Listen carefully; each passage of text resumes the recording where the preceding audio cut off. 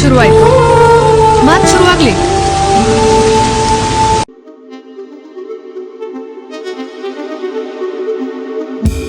ನಮಸ್ಕಾರ ಕರ್ನಾಟಕ, ನಾನು ನಿಮ್ಮ ವಿಜಯ್. ಹೆಂಗಿದ್ದಾರೆ ಎಲ್ಲರೂ? ಸಕ್ಕತ್ತಾಗಿದ್ದೀರಾ ಅನ್ಕೊತಾ ಇದ್ದೀನಿ, ಸೂಪರ್ ಆಗಿದ್ದೀರಾ ಅನ್ಕೊತಾ ಇದ್ದೀನಿ. ಮತ್ತೊಂದು ಹೊಸ ಲಾಗ್ಗೆ ಸ್ವಾಗತ ಸುಸ್ವಾಗತ.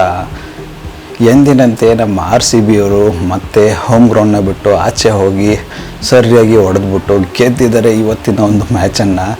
ಅದೇನು ಕತೆನೋ ಗೊತ್ತಿಲ್ಲ, ಹೋಮ್ ಗ್ರೌಂಡಲ್ಲಿ ಸೋಲ್ತಾರೆ, ಹೊರಗಡೆ ಮ್ಯಾಚ್ಗಳನ್ನು ಸರಿಯಾಗಿ ಆಡ್ಬಿಟ್ಟು ಸಕ್ಕತ್ತಾಗಿ ಪರ್ಫಾರ್ಮೆನ್ಸ್ ಕೊಟ್ಟು ಗೆದ್ದು ಬರ್ತಾ ಇದ್ದಾರೆ.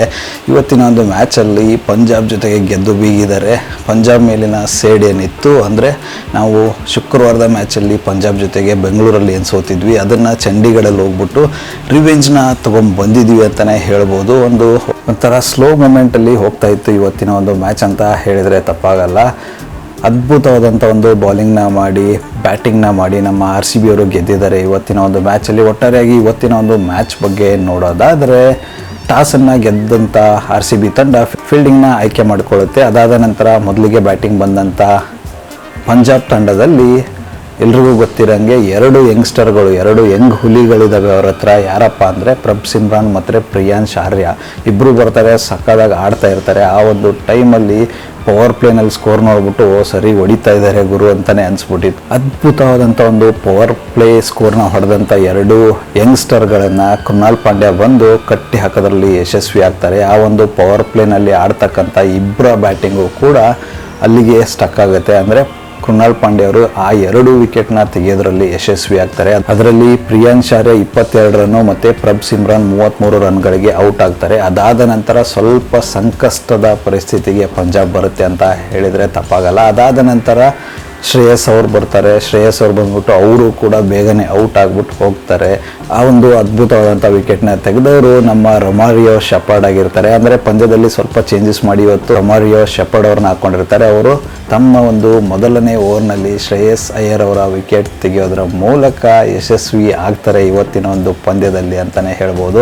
ಜಾಶ್ ಇಂಗ್ಲಿಷ್ ಅವ್ರು ಬರ್ತಾರೆ. ಅವರು ಸ್ವಲ್ಪ ಮಟ್ಟಿಗೆ ಸ್ಟ್ಯಾಂಡ್ ಆಗಿಬಿಟ್ಟು ಆಡೋಕ್ಕೆ ಸ್ಟಾರ್ಟ್ ಮಾಡ್ತಾರೆ. 29 ರನ್ಗಳನ್ನು ಹೊಡೆದು ಸುಯೇಶ್ ಶರ್ಮಾ ಅವ್ರಿಗೆ ವಿಕೆಟ್ನ ಒಪ್ಪಿಸ್ತಾರೆ. ಅದಾದ ನಂತರ ವಧೇರಾ ಬರ್ತಾರೆ. ಅನ್ಫಾರ್ಚುನೇಟ್ಲಿ ರನ್ಔಟ್ ಆಗ್ಬಿಟ್ಟು ಹೋಗ್ತಾರೆ ಪಾಪ ಕನ್ಫ್ಯೂಷನಲ್ಲಿ.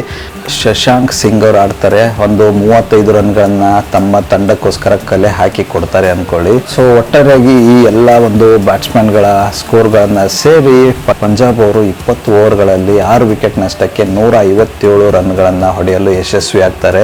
ಅದ್ಭುತವಾದಂಥ ಬೌಲಿಂಗ್ ಮೂಲಕ ನಮ್ಮ RCB ಅವರು ಪಂಜಾಬ್ ತಂಡವನ್ನು 20 ಓವರ್ಗಳಲ್ಲಿ 6 ವಿಕೆಟ್ ನಷ್ಟಕ್ಕೆ 157 ರನ್ಗಳಿಗೆ ಕಟ್ಟಿ ಹಾಕೋದ್ರಲ್ಲಿ ಯಶಸ್ವಿ ಆಗ್ತಾರೆ. ಅದರಲ್ಲಿ ಕೃಣಾಲ್ ಪಾಂಡ್ಯ ಅವರು 2 ವಿಕೆಟ್ ತೆಗೆದಿರ್ತಾರೆ. ಸುಯೇಶ್ ಶರ್ಮಾ ಅವರು 2 ವಿಕೆಟ್ ತೆಗೆದಿರ್ತಾರೆ. ಅವರ ಜೊತೆಗೆ ಹೇಸಲ್ವುಡ್ ಮತ್ತು ನಮ್ಮ ಭುವನೇಶ್ವರ್ ಕುಮಾರ್ ಅವರು ಅದ್ಭುತವಾದಂಥ ಒಂದು ಬೌಲಿಂಗ್ ಮಾಡಿರ್ತಾರೆ ರನ್ ಕೊಡದೆ. ಸೊ ಒಟ್ಟಾರೆಯಾಗಿ ಅದ್ಭುತವಾದಂಥ ಪ್ರದರ್ಶನ ಇರುತ್ತೆ. 158 ರನ್ಗಳ ಗುರಿಯನ್ನು ಬೆನ್ನಟ್ಟಿದ ನಮ್ಮ RCB ತಂಡ ಮೊದಲಿಗೆ ಫಿಲ್ ಸಾಲ್ಟ್ ಮತ್ತು ಕಿಂಗ್ ಕೊಹ್ಲಿ ಅವರು ಓಪನಿಂಗ್ ಬರ್ತಾರೆ. ಅನ್ಫಾರ್ಚುನೇಟ್ಲಿ ನಾವು ಫಿಲ್ ಸಾಲ್ಟ್ ಅವರ ವಿಕೆಟ್ನ ಕಳ್ಕೊಂಡ್ಬಿಡ್ತೀವಿ. ಇವತ್ತು ಕೂಡ ಅವರ ಒಂದು ಅದ್ಭುತವಾದಂಥ ಸ್ಫೋಟಕವಾದಂಥ ಬ್ಯಾಟಿಂಗ್ ನೋಡೋಕ್ಕೆ RCBಯ ಅಭಿಮಾನಿಗಳಿಗೆ ಸಿಗಲ್ಲ ಅಂದ್ಕೊಳ್ಳಿ. ಆ ಒಂದು ಸಿಚುವೇಶನ್ನ ಅರ್ಥಕೊಂಡಂಥ ನಮ್ಮ ಕಿಂಗ್ ಕೊಹ್ಲಿ ಅವರು ದೇವದತ್ ಪಡಿಕ್ಕಲ್ ಜೊತೆಗೆ ಸೇರಿಬಿಟ್ಟು ಒಂದು ಅದ್ಭುತವಾದ ರೋಚಕವಾದ ಜೊತೆಯಾಟವನ್ನು ಆಡ್ತಾರೆ. ತಮ್ಮ ಒಂದು ವಿಕೆಟ್ನ ಕಾಯ್ದಿರಿಸುವ ಮೂಲಕ ಇಬ್ಬರು ತುಂಬ ಪೇಷನ್ಸಿಂದ ನೀಟಾಗಿ ಆಡ್ತಾರೆ. ಏನಕ್ಕಂದರೆ ನಾವು ಅರ್ಜೆಂಟಾಗಿ ಆಡೋದ್ರಿಂದ ವಿಕೆಟ್ ಕಳ್ಕೊಡೋದ್ರಲ್ಲಿ ಪ್ರಯೋಜನ ಇಲ್ಲ ಅಂತ ಅಂದ್ಕೊಂಡು ನೀಟಾಗಿ ಕೂಲಾಗಿ ಆಡ್ಬಿಟ್ಟು ಒಂದು ಲೆವೆಲ್ಗೆ ಪಂದ್ಯನ ಸೆಟ್ ಮಾಡ್ತಾರೆ ಅಂದ್ಕೊಳ್ಳಿ. ಈ ಥರದ ಒಂದು ಅದ್ಭುತ ಜೊತೆ ಆಟ ನಡೀತಾ ಇರಬೇಕಾದ್ರೆ ನಮ್ಮ ದೇವದತ್ ಪಡಿಕ್ಕಲ್ ಅವರು 50 ರನ್ಗಳನ್ನು ಕಂಪ್ಲೀಟ್ ಮಾಡ್ತಾರೆ, ಹಾಫ್ ಸೆಂಚುರಿನ ಕಂಪ್ಲೀಟ್ ಮಾಡ್ತಾರೆ. ಅದ್ಭುತವಾದಂಥ ಒಂದು ಬ್ಯಾಟಿಂಗ್ ಅಂತಲೇ ಹೇಳ್ಬೋದು, ಸಿಕ್ಕಾಬಡೆ ಪೇಷನ್ಸ್ ಅಂತಲೇ ಹೇಳ್ಬೋದು ಇವತ್ತಿನ ಒಂದು ಪಂದ್ಯದಲ್ಲಿ ದೇವದತ್ ಪಡಿಕ್ಕಲ್ ಅವರ ಆಟ. ಯಾಕಂದರೆ ಮಧ್ಯದಲ್ಲಿ ಇಲ್ಲೊಂದು ಸಿಕ್ಸರು 4ಗಳನ್ನು ಹೊಡ್ಕೊಂಡು ಅದ್ಭುತವಾದ ಹಾಫ್ ಸೆಂಚುರಿನ ಮಾಡ್ಕೊತಾರೆ. ಟೋಟಲ್ ಆಗಿ 35 ಎಸೆತಗಳಲ್ಲಿ ಭರ್ಜರಿಯಾದಂಥ 4 ಸಿಕ್ಸರ್ 5 4 ನೊಟ್ಟಿಗೆ 61 ರನ್ಗಳನ್ನು ಗಳಿಸೋದ್ರಲ್ಲಿ ಯಶಸ್ವಿ ಆಗ್ತಾರೆ. ಅದಾದ ನಂತರ ದೇವದತ್ ಪಡಿಕ್ಕಲ್ ಔಟ್ ಆಗ್ತಾರೆ. ಔಟ್ ಆದ ನಂತರ ನಮ್ಮ ಕಿಂಗ್ ಕೊಹ್ಲಿ ಅವರಿಗೆ ಜೊತೆಗೂಡಲು ಬಂದವರೇ ರಜತ್ ಪಟಿದಾರ್ ಆಗಿರ್ತಾರೆ. ಅನ್ಫಾರ್ಚುನೇಟ್ಲಿ ರಜತ್ ಪಟಿದಾರ್ ಕೂಡ ಬೇಗನೆ ಔಟ್ ಆಗಿಬಿಡ್ತಾರೆ. ಕೇವಲ 12 ರನ್ಗಳನ್ನು ಗಳಿಸಿ ಔಟ್ ಆಗಿಬಿಡ್ತಾರೆ. ಅದಾದ ನಂತರ ಇನ್ನೇನು ಮ್ಯಾಚ್ ನಮ್ಮ ಕೈಯಲ್ಲಿ ಬಂದುಬಿಟ್ಟಿರುತ್ತೆ. ಜಿತೇಶ್ ಶರ್ಮಾ ಬಂದು ಕೊಹ್ಲಿ ಅವರೊಟ್ಟಿಗೆ ಜೊತೆಗೂಡ್ತಾರೆ. ಇಬ್ಬರು ಸೇರಿಕೊಂಡು ಗೆಲುವಿನ ರೂವಾರಿಗಳಾಗ್ತಾರೆ. ಸೊ ಒಂದು ಅದ್ಭುತವಾದಂಥ ಬ್ಯಾಟಿಂಗ್ನ ಆಡಿಬಿಟ್ಟು ಕೊಹ್ಲಿ ನಮ್ಮ RCBನ ಗೆಲ್ಲಿಸೋದ್ರಲ್ಲಿ, ಇವತ್ತಿನ ಒಂದು ಪಂದ್ಯದಲ್ಲಿ ಗೆಲ್ಲಿಸೋದ್ರಲ್ಲಿ ಯಶಸ್ವಿ ಆಗ್ತಾರೆ ಅಂತಲೇ ಹೇಳ್ಬೋದು. ಸೊ ಇವತ್ತಿನ ಒಂದು ಮ್ಯಾಚಲ್ಲಿ ನಮ್ಮ ಕೊಹ್ಲಿ ಅವರ ಪಾತ್ರ ಬಹು ಮುಖ್ಯವಾಗಿರುತ್ತೆ. 54 ಬಾಲ್ಗಳಲ್ಲಿ 1 ಸಿಕ್ಸರ್ ಮತ್ತು 7 4ನ ಸಹಾಯದೊಂದಿಗೆ 73 ರನ್ಗಳನ್ನು ಕಲೆ ಹಾಕ್ತಾರೆ. ಕಿಂಗ್ ಕೊಹ್ಲಿ ಅವರು ಅದ್ಭುತವಾಗಿ ಆಡ್ತಾರೆ ಗುರು. ಸ್ಲೋ ಆಗಿ ಸಕ್ಕದಾಗಿ ಎಂಜಾಯ್ ಮಾಡ್ಕೊಂಡು ಆಡ್ಬಿಟ್ಟು ಒಂದು ಗೆಲುವಿನ ಹಂತಕ್ಕೆ ತಂದು ನಿಲ್ಲಿಸ್ತಾರೆ ಅಂತಲೇ ಹೇಳ್ಬೋದು.